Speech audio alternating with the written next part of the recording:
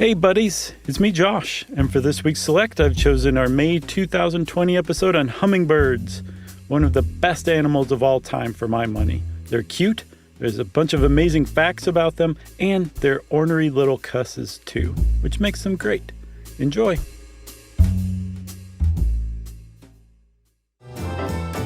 Welcome to Stuff You Should Know, a production of iHeartRadio.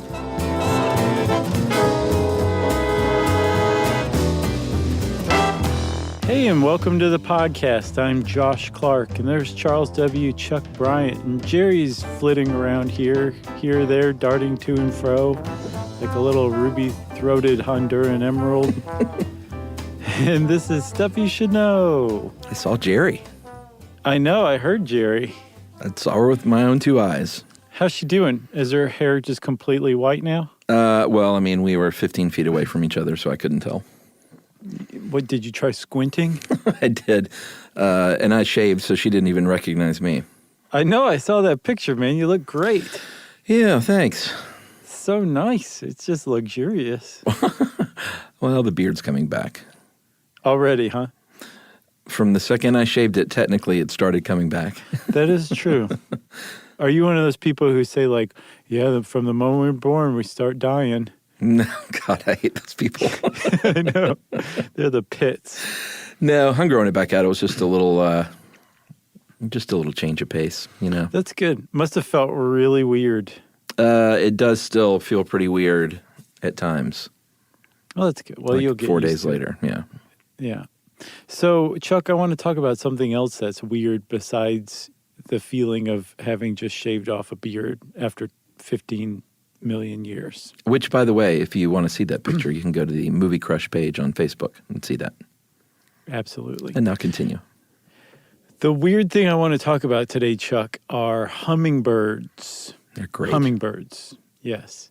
So they are weird, but they're weird in all of like the most delightful ways. I love hummingbirds. Love them. And I love them even more now that I know more about them. Yeah, good eating. Yep. You just grab them out of the air, snap the wings off, and pop them. Like you think a quail doesn't produce much meat. Hummingbird. Got to have like 40 of those for dinner. At least. That might just be an appetizer. Good luck catching them though, right? They are hard to catch, but I have a story. There was a hummingbird once that got into my house, and it was freaking out. It was basically just smacking its head against the ceiling. Oh. I know, it was very sad. So I got a chair, and I just held my hand up just right by it, and it stopped freaking out and perched on my hand. I had a hummingbird perched motionlessly on my hand, and it stayed there long enough for me to stick my hand out the window, and it flew off. How many years ago was this? That was a while back. I mean, were you a child? No. Okay. No, I was a man. Okay. I must have smelled great too because the hummingbird chose to trust me. But I thought that was just one of the coolest things ever. That's pretty amazing. A guy in our neighborhood yesterday got attacked by an owl, so that's on the other end of the bird-human interaction spectrum. Yeah, an owl or the Jersey Devil? Apparently it's not uncommon. To get attacked by an owl? Yeah, I mean, we've got a big one that makes an almost every evening fly over our backyard to the big forest behind our yard from across the street, and we love this thing. But I didn't know that they attacked people like this, but it happens. Is your neighbor a talking rabbit? I don't have a neighbor to where it goes. It's an empty house, so maybe that's why they like it. So, no, who was attacked, though? Your neighbor who was attacked? Oh, not a neighbor, but just I saw it on the neighborhood Facebook page. Some guy was attacked, like the owl came down and taloned his head. That's crazy, Isn't dude. It? Can you imagine? I'll bet that killed. I wonder if the guy was like, oh, look, because owls are huge. I wonder if he's like, man, look at that thing. Hey, he's coming at me. And then all of a sudden you've got talons in your skull. Oh, my God. All right, stop diverting attention from hummingbirds. Yeah, so hummingbirds, they are with the family. I had it earlier, and it's really not hard. Trocolidae. Trocodile. Trocolidae. Trocolidae. And they are related to the swifts. Yeah. And you know hummingbirds. These are the little bitty fellas. Yeah. They weigh between 2 and 20 grams. They have those long, pointy noses that they love to stick in flowers. Mm-hmm. And they have these wings that, and boy, when we get into the fascinating facts about the hummingbird and those little wings, it gets pretty amazing. But one of the things I'm going to go ahead and spoil from later in this stuff you put together was that what's so remarkable about hummingbirds and how they fly is that they, usually when you see a bird fly, they flap down, and that provides their lift. A hummingbird's like, no way, buddy. You gotta get that thing working in both directions. Double your pleasure. Up and down. That is how a hummingbird is able to hover and go in reverse and do all those crazy things, is because it's not just flapping, it's flipping and flapping. Yeah, they're the only vertebrate animal that can hover like a helicopter. It's like the blue thunder of birds. Wasn't that a Roy Scheider movie? Yeah, that was a good one. I think I wasn't allowed to watch that because there's some sexy stuff in there. There is. The blue thunder peeks in some windows, if you know what I mean. Yeah, and it came out at a time when I would watch movies with my mom, and she was like, you need to leave the room. Yeah, I don't think I was allowed to watch it at first either, but I think I might have snuck it. Oh, I see what you mean.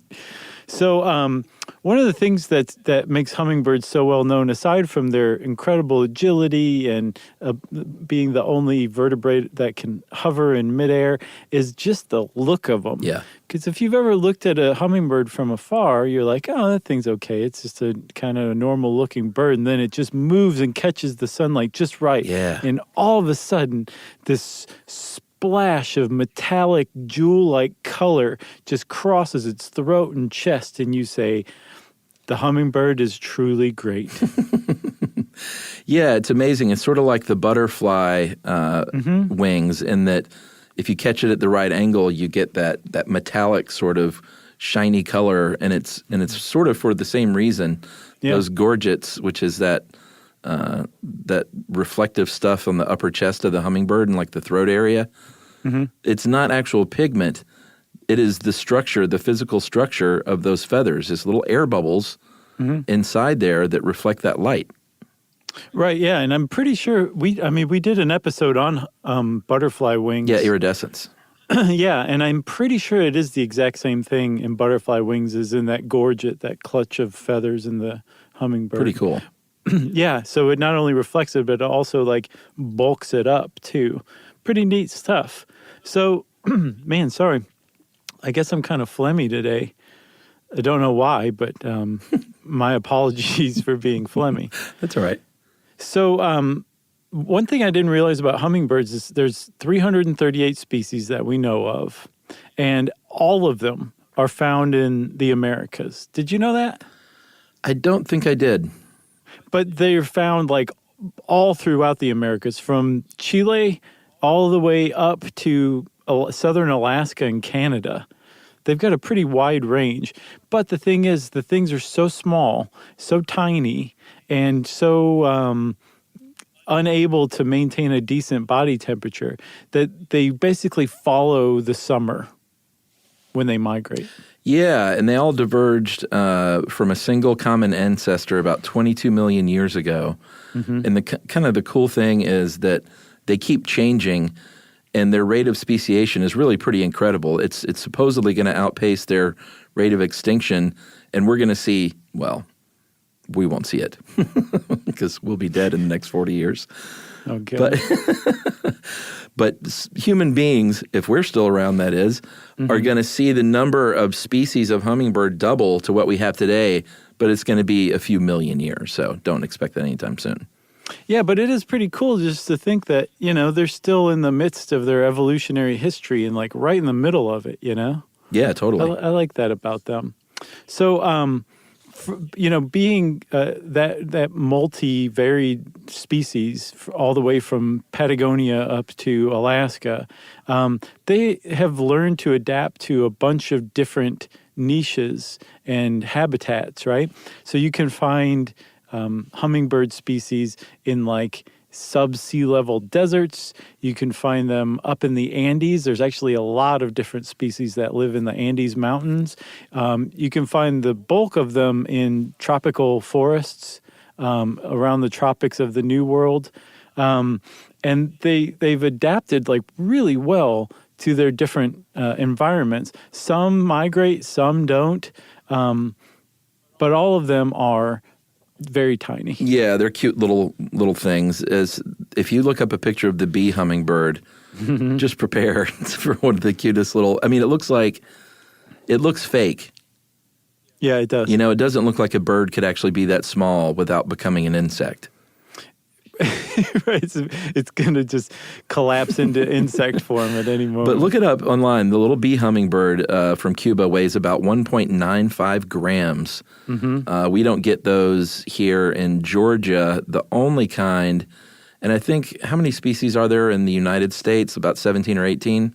Yeah, that's what I saw. But only that ruby-throated is the one that we're going to get here on the East Coast.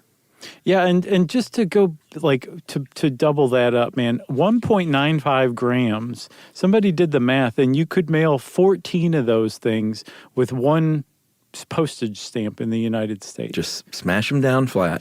There's not a single species of hummingbird that breaks an ounce in weight, which is to say that the largest hummingbird species there is, the giant hummingbird, which is kind of a contradiction in terms, it's still smaller than an Atlantic canary.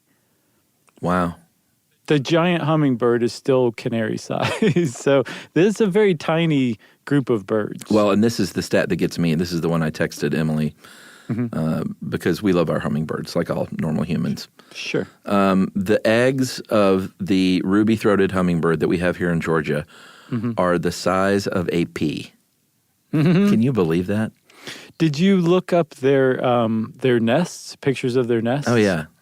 They're gorgeous. It looks like something you'd buy on Etsy. Yeah. They look kind of like made of felt because hummingbirds use spider silk. They take old spider webs and use them as thread to weave like their nests along with plant fibers and leaves and twigs to give it kind of this spongy, velvety, super cush feel for their little babies.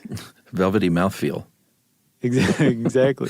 So we're going to talk a lot about the hummingbird flying, and because it's pretty remarkable. It's one of the most remarkable things in nature. Like I think it's right up there with like the chromatophores of the octopus. And I was about to spoil our live show, but maybe I should. Are we ever going to be on stage again? I don't know, but let's just hold on to it just in case. All right, we're going to keep that in our back pocket. Yeah.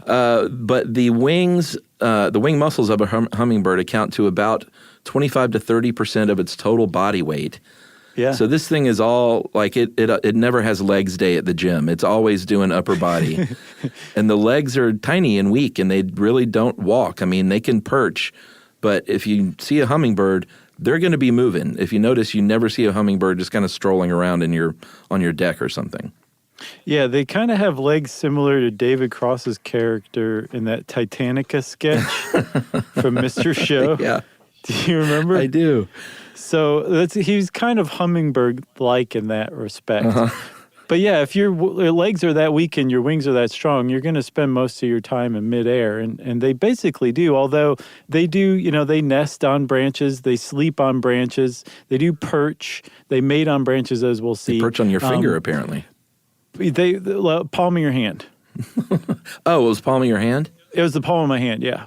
I gave it plenty of space. Okay, I got you.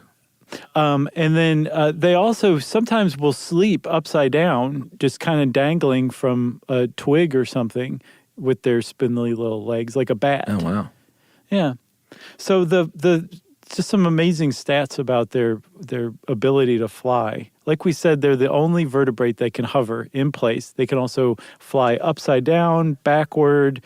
They're real show-offs.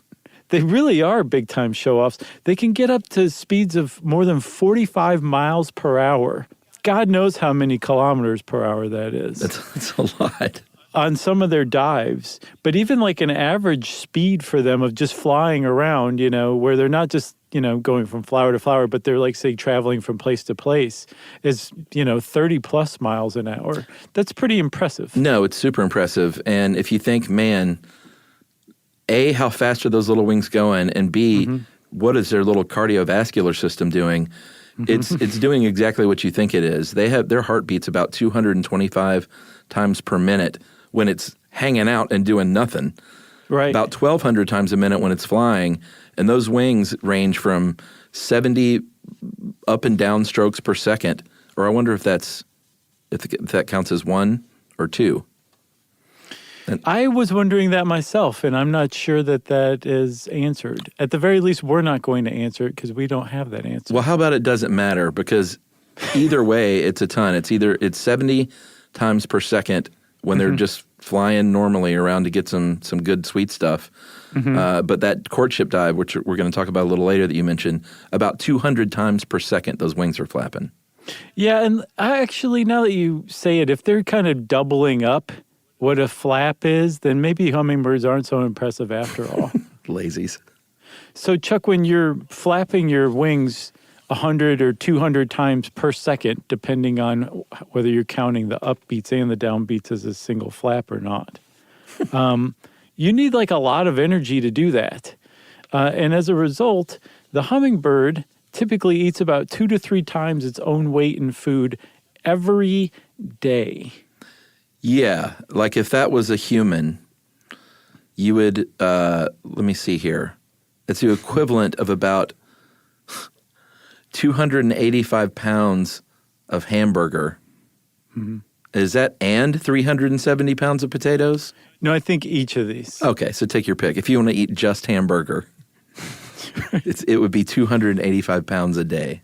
That's a whole cow. That's, I think a little bit. I think cows weigh more than that, but.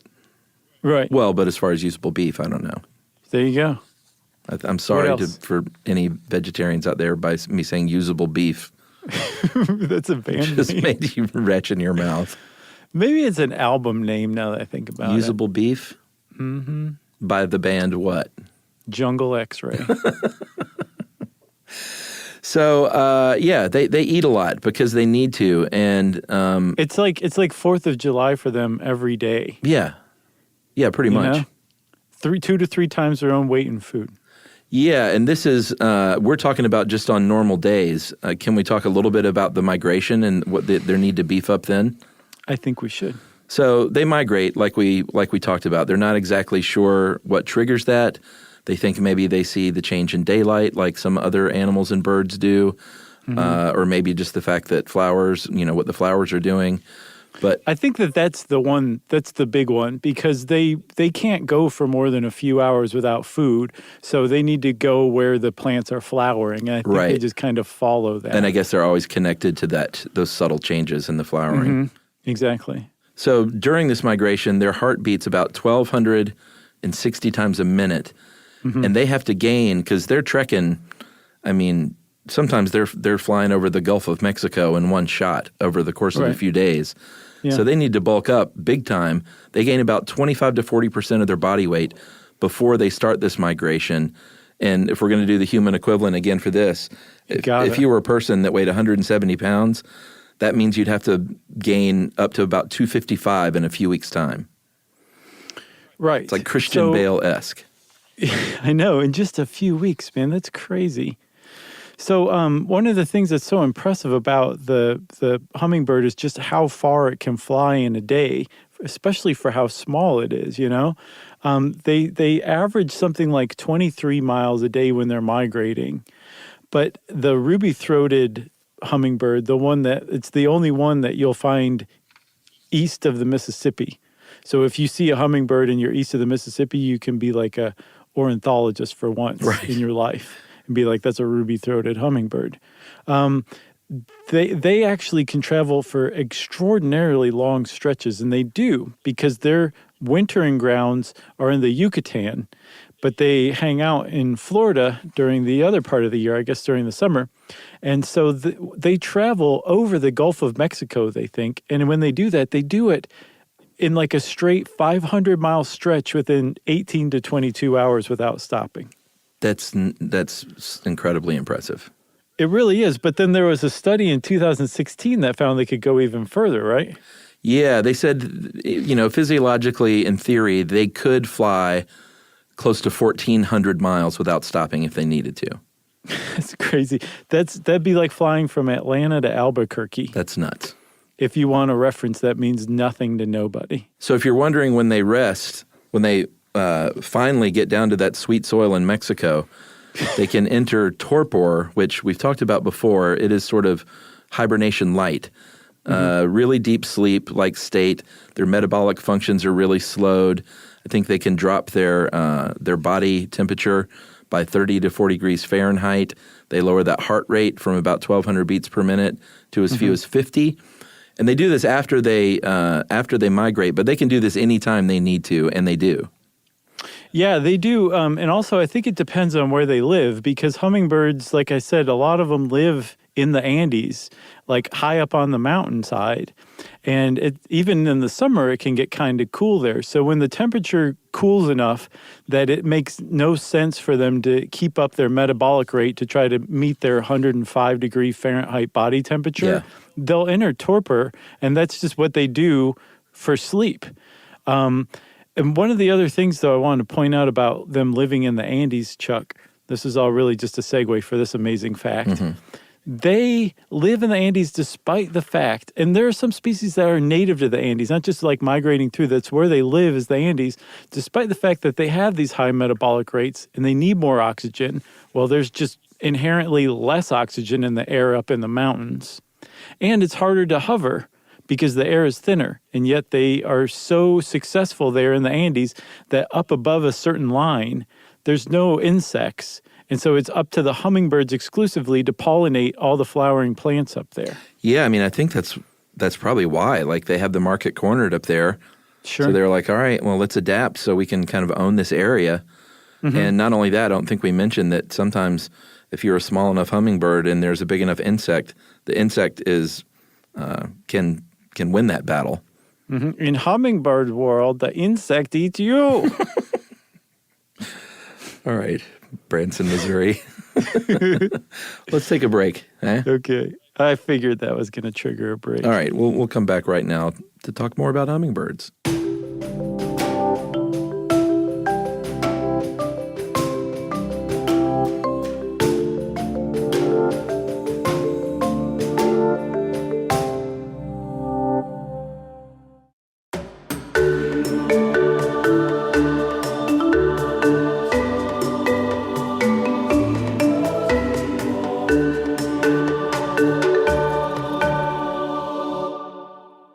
Okay, Chuck, so we're talking more about hummingbirds. One of the things that I really feel like we just need to underscore here is that they are metabolic wonders.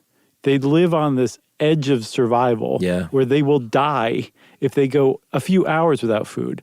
Like, do you know how many days you, a human being, can go without food before you die, as long as you have water and maybe access to a couple vitamins or whatever? I think we did a podcast on that at some point. I'm pretty sure we did. Yeah, Angus Barbier, I can't remember. They die within hours, so they constantly have to search for food sources. Yeah, that's why you see them flitting about constantly. They're always looking for food. But it's also one of the reasons why they're known as potentially the most unsociable and most territorial bird in existence. Yeah, they don't like hanging out with each other. There are some exceptions that we're going to talk about. But they generally don't like hang out together. They don't like hanging out with other birds. At the end of the day, when everyone's just sing-songing by the shoreline, hummingbirds are like, no, screw you guys. I got to eat. Yeah. And not only do I have to eat, I got to make little hummingbird pea eggs. And we talked about this courtship dive. We kind of teased it out. This is pretty incredible. And this is, a lot of times in mating rituals, you'll see the males doing these kind of big fancy shows to try do card tricks. Yeah, try and dogs playing poker. That was all about. That's right. That photographer was a female dog. That's right. And so you'll, or I guess it wasn't a photograph, was it? It was probably a painting. Now that I think about it. In Stuff You Should Know world, it was a photograph. But it was a tintype, so it was very old. That's right. So it was funny. I was telling my daughter today about my bed. She always loves hearing stories about me and my brother as a kid. And I was telling her about my teenage bedroom, and I was like, I'll show you a picture one day. I've got pictures. And she said, you had a phone when you were little?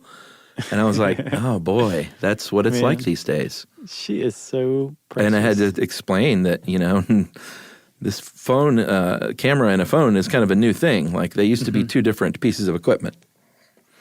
Yes, they were two very bulky different pieces of equipment. And a phone used to be attached to your wall in your kitchen. Oh, yeah, that's true. But if you were, super wealthy, you had one of those really, really long cords. You're going to say that because that's exactly the deal.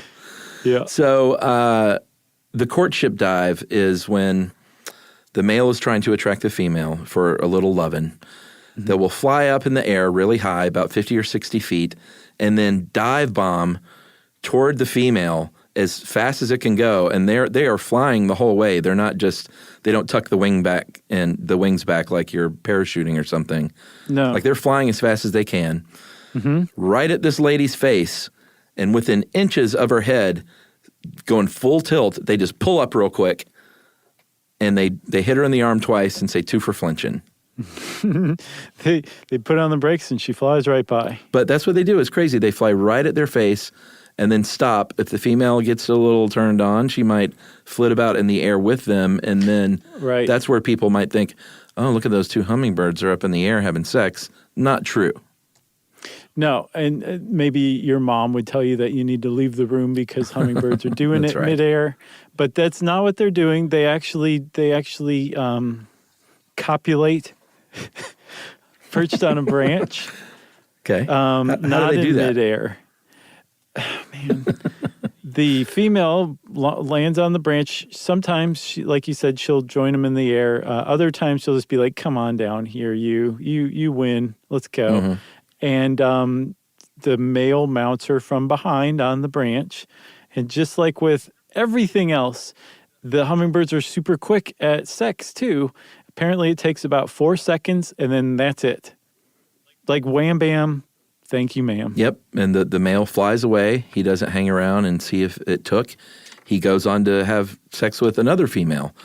Mm-hmm. And the lady goes like, what is this, a fern bar? Who are you, Jack Tripper? And so she goes off and builds a nest and does all the parenting. Like I said, they don't mate for life. They don't even stick around after they mate at all. It's just they're in, they're out, they're gone. And I mean, you might think, well, that's a pretty big bummer. Poor ladies. Female, poor lady hummingbirds. That's exactly how they want it, because, like we said, as the species is known as, or all of the species, the hummingbird is known as the most territorial bird. So it seems, at least as far as natural selection is concerned, females prefer this arrangement, no pair imprinting or mating pair imprinting, to where they just do all the work themselves, because that means that they can also have their own access to their food source, to where no matter what the male hummingbird is going to bring to the table in, say, childbearing or whatever, it's not worth the food that this female would have to share. And that's where their territoriality comes from. Because remember, hummingbirds live on this edge of survival where if they go for hours without food, they will die. So they're really, really protective of their food source, to the point where a female hummingbird would preferably raise young on her own than share her food source with the male. Yeah, I mean, it's kind of cool, actually. I get the picture that the female hummingbird is like, I need you for one thing.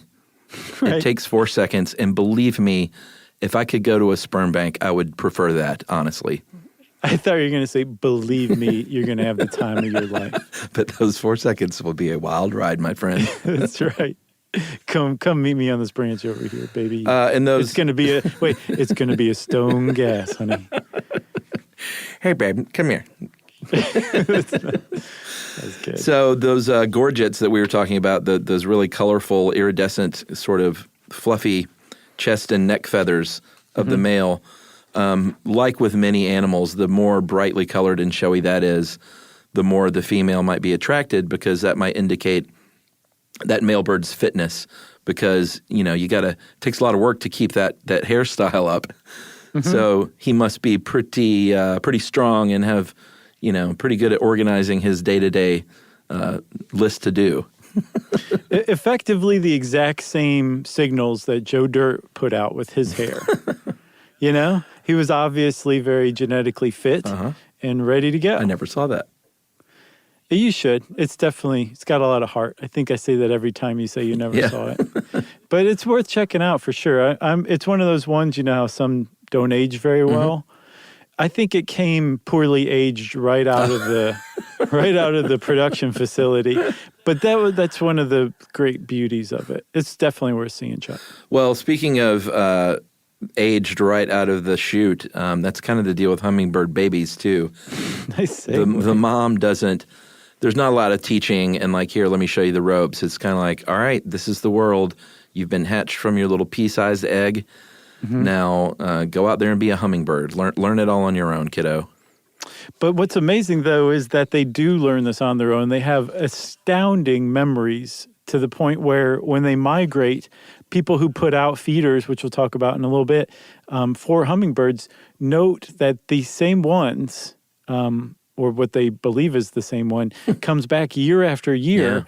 Yeah. And what's even more astounding, frequently on the same day of the year, the same date, the same hummingbird will come back year after year on his or her migration, right? And that they just understand this, they know this. And part of it, yes, is following flowers and the blooming patterns of flowers, but they also think they might have some sort of magnetic compass built in, that possibly part of their pineal gland, which is light sensitive, is used, manages to use the sun as a compass, and that they have astounding memories somehow, some way, because apparently their brain is about the size of a grain of rice in most cases. Yeah, and the other thing they'll do too is if they have, speaking of coming back to the buffet, if they have a patch of flowers, let's say, on your property that they just love, they'll be like, all right, this is mine. I'm just going to go ahead and claim this.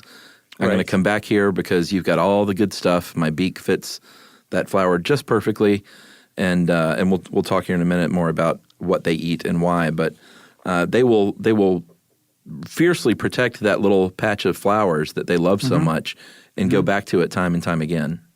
Yeah, so that's where their territoriality comes from, is protecting food sources. And not just food sources like, I've been growing this patch of flowers all summer, stay away. Right. They could stop somewhere for a half of an hour and or colloquially, half hour. And we'll still protect like that flower patch that they stopped by if somebody comes along and tries to get it. And the whole reason that they do this is because like they eat nectar along with some other stuff, and it takes a really long time for a flower to produce nectar. So the hummingbird would love to just have to go to the flower once and get the full dose of nectar, but they can't just wait around because other things will come and eat the nectar they've been hanging out for. So they've developed this secondary behavior, which is territoriality, to where they'll chase off other hummingbirds, they'll chase off other birds. They've been known to chase off hawks even, if the hawk comes a little close for their comfort. Yeah, and they'll, I think early on in the Hummingbird Council of 1915, they said all the socialist hummingbirds got together and said, hey, if we all relax, just let that nectar build up, it'll be a lot easier to eat. And all the other, the little, I don't want to get political here, but there were some hummingbirds that were like, no way, man, I'm not playing ball. I'm going to get in there and get that nectar whenever I feel like it. Right. And so the hummingbirds couldn't work it out. No. And the other ones that wouldn't go along with it fired all the air traffic controlling hummingbirds. That's right. Yeah, I think we should take a break. I think so. Let's take a break and we'll finish up about what they eat and all about those little feeders that you have in your backyard right after this.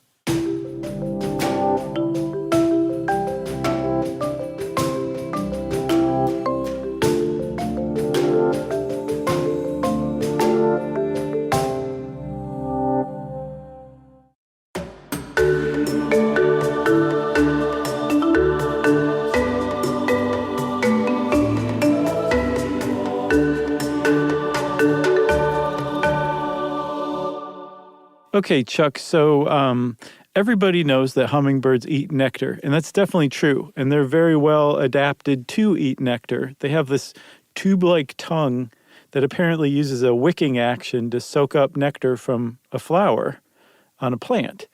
And they do this tongue can actually carry a load of nectar into their mouths like 13 times a second. That's a super lot. fast. Not that surprising that they're doing this super fast too, but it's still pretty impressive. But it's not just nectar. It's not the only thing that they eat. And actually, people found out the hard way that they didn't just eat nectar, because captured hummingbirds who were studied in captivity died pretty quickly when all they were given was like a sugar water solution or even a nectar solution. And so they came to realize that they actually eat a lot of insects too. And that's one of the great things about hummingbirds. In addition to being pollinators, they're also really big at insect controls. And one of the insects that they eat are blood-sucking mosquitoes. Yeah, mosquitoes, little spiders. And this is in addition to, I don't think we mentioned, the 1,000 to 2,000 flower blossoms that they will go poke every single day. Mm-hmm. So that's why, I mean, when we talk about these hummingbirds are food scavengers, up to 2,000 flowers a day, that's pretty intense.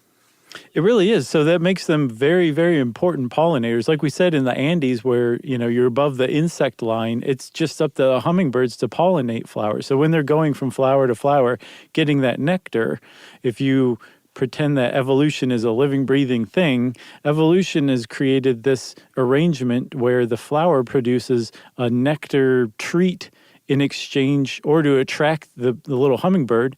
And then when the hummingbird's getting its little nectar treat, the flower just kind of goes, here's a little pollen on your forehead.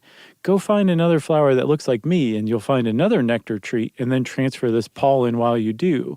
So they pollinate a lot of important stuff, and in addition to eating lots of bugs. So they're just all around great animals. Yeah, and they love that nectar. If you're thinking about flowers in your own garden, if you want to attract some hummingbirds, they want a sugar content of about 26%. Mm-hmm. It can't be like a Wendy's Frosty, because they're using that tongue. It acts sort of like a straw. Right. So you got to get that spoon with the Frosty. You can't suck that thing up. If you try, you're going to pass out in your car while you're driving. Your eyes will cross and so that sugar concentrate, it can't be too sticky, because, like I said, they're sucking that thing up. Oftentimes, you'll see red or orange petals or bracts. Mm-hmm. They're often long and tubular, because that long tongue and beak can get in there when others can't. So that kind of gives them the market cornered on that particular flower. It keeps out posers. It does. And this is the cool thing. Those flowers that you see that sort of trumpet downward, unless you can hover, you're out of luck there. So they love these things because they can hover. Yep. So there's a lot of plants that have flowers that kind of fit this bill. And most hummingbirds aren't really... fit the bill? Man, that was an unintentional one. I guess fit the beak. They don't have bills. Like a duck's bill, and ducks are birds, right? Sure. Right. Are they? But they're not super specialized. They'll eat just about anything that they can get nectar out of. But there are definitely kinds of flowers that are have kind of co-evolved with hummingbirds to kind of give them what they're looking for more easily. But one of the problems with human development, as with all things, is we kind of have supplanted a lot of those kinds of flowers. The good news is, if you have heard all this and you're like, I want to encourage hummingbirds to keep living, you can plant these flowers pretty easy. Yeah, I sent this list to Emily, actually, because our garden is very much built for use. For use in Emily's budding interest in herbalism, and use for the insects that we know and the birds that we know inhabit our area. Right. So it's not just like, oh, that's pretty. Like, we want it to be a real thing that works for our local environment. I can't remember who said it, but there's a famous quote that nothing useless can ever truly be beautiful. Oh, interesting. And I have found that is one of the truest things ever said. Nothing useless can ever truly be beautiful. I think that broke my brain. What does that mean? It just means that usefulness, like the ability for something to have a purpose, is an important part of its existence. Oh, okay. And so just beauty alone doesn't justify the existence Oh, of okay. something. That's what I thought it was saying, but something felt like a double negative in there that kind of broke my brain a little bit. You overthought I did overthink it. So, bee balm Yeah. The old trumpet creeper, Yeah. which was Miles Davis's nickname for a little while. When he was drilling holes in bathroom walls. The cardinal flower, the columbine, and the coral honeysuckle are all very hummingbird-friendly flowers and plants that you can put in your yard. And I sent that to Emily, and I think we have a couple of these. We used to have columbine and dope. She's going to bring that back, and we're going to see if we can get some more hummingbird action in our backyard. That's awesome. Some hot, sticky hummingbird action. 4 seconds of pleasure. So you can also just go get yourself a hummingbird feeder. Yeah. And a lot of people put red food dye in there, and that is actually a controversial move. There's some concern among hummingbird enthusiasts that the dye actually can be harmful over long periods of time. Maybe it can build up because, again, hummingbirds have very tiny organs because they're a very tiny bird. So introducing this artificial red dye might not be the best idea. Other people say that's totally unsubstantiated. There's never been any proof that it actually harms hummingbirds. And then the other people say back, it's totally unnecessary. The bird's going to find the sugar water either way. So why add the red dye just in case it is harmful if it's just unnecessary? So most hummingbird enthusiasts say, don't put red dye in your hummingbird sugar water. Yes, and that solution mixture is important. You can't don't just dump a bunch of syrup and water together or a bunch of sugar cane or whatever. It is 4 parts water to 1 part sugar. Because they need a specific sugar content of about 26%, and that 4 to 1 makes about 25%, if my math is correct. It does. It's close enough. Close enough. So one of the other ways you can help hummingbirds too is in the most delicious way by choosing coffee that is grown in a situation that allows hummingbirds to thrive. Yeah, I didn't know about this. This is really cool. There is certified bird-friendly coffee. Because we were talking about the Andes and the fact that the birds travel great distances and elevations up and down these mountains. And coffee is grown about halfway up these tropical mountains. And they have a lot of great, flowers under the shady canopy there. And it's a really nice home for hummingbirds there. And if you drink bird-friendly coffee, that means that they have these flowers and they're making sure they take care of these flowers. Right, and it's grown in a kind of like a simulated forest, as closely simulated as possible. So you want to look for something that says it's bird-friendly, Rainforest Alliance, and or shade grown, and that probably means that hummingbirds are thriving on those coffee plantations. Yeah. And I went and looked, and my beloved Batdorf and Bronson coffees are all bird-friendly. Of course they and are. shade grown. Is that what you use? I was very... Oh, yeah. Yeah, same here. I'm crazy for that stuff. I've got a great blend for you. Trader Joe's decaf beans, half. Okay. And the other half, Batdorf and Bronson Whirling Dervish. It's the most amazing combination ever. I'll have to give that a shot. I'm not drinking coffee now because of it's not winter. But Emily still has her latte every morning, and she just has their espresso beans. Coffee is a 365-day-a-year activity, Chuck. I know, not for me, but I get it. That's okay. I'm not going to yum your yuck. Very well done. So that's it for hummingbirds, right? That's it. Well, if you want to know more about hummingbirds, get one to land in your hand and study it up close and personal. But don't mess with it because it's protected under the Migratory Bird Treaty Act of 1918 in the United States, and you could land in jail and pay up to a $200,000 fine for harming Good. one. And since I said $200,000 fine, everybody, that means, of course, it's time for listener mail. I'm going to talk about the exploding birthmark. Hey guys, big fan of the show, which I listen to while I'm cooking breakfast, doing laundry, and staring, oh boy, get this, and staring at 100,000 row Excel spreadsheets for work. Oh man. My soul just shuddered. I know. I recently listened to the episode on birthmarks and thought you might like to hear the story of my birthmark that exploded. I was born with 2 birthmarks, both of which have since been removed. One of those birthmarks was dark brownish, red, and a circle on the inside of my right thigh. I didn't think much of it, as it wasn't very visible, and like you said on the show, lots of people have birthmarks. However, when I was in the 3rd grade, my family and I We're about to leave for my aunt's house to celebrate Thanksgiving when I realized my pants kept sticking to my leg. Oh, man. I went to the bathroom and removed my pants, and I saw blood running down my leg. As a third grader who had not yet even learned about menstruation, I assumed I was dying, so I freaked out.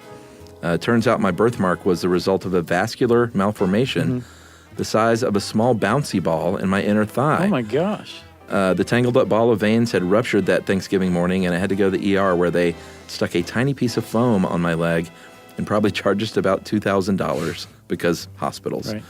A few months later, I had it surgically removed, but now I have a 3-inch long scar instead of a birthmark. But because of my surgery, I wasn't allowed to run for a few weeks, and I got out of running the mile. So who's the winner now? Lucky. Thanks for helping me seem really knowledgeable on very specific topics, and that is from Bailey. Nice, Bailey. That was a great story. Pretty good. Bailey left out that, ironically, both the birthmark and the scar were in the shape of Satan. And by the way, Bailey says in the PS that the other birthmark was hemangioma on the bottom lip that was removed. Man. So, that's interesting stuff. Yeah, very interesting. And what was the fact that I kept saying over and over again about hemangiomas? That they're a tangled cluster of blood vessels? I don't think so. Okay, so maybe they were that two of proves the it same out. kind of birthmark then. Maybe so. Well, thanks a lot, Bailey. And if you want to get in touch with us like Bailey did and share an amazing story, we're always up for those. You can get in touch with us via email these days at stuffpodcast@iHeartRadio.com. Stuff You Should Know is a production of iHeartRadio. For more podcasts from iHeartRadio, visit the iHeartRadio app, Apple Podcasts, or wherever you listen to your favorite shows.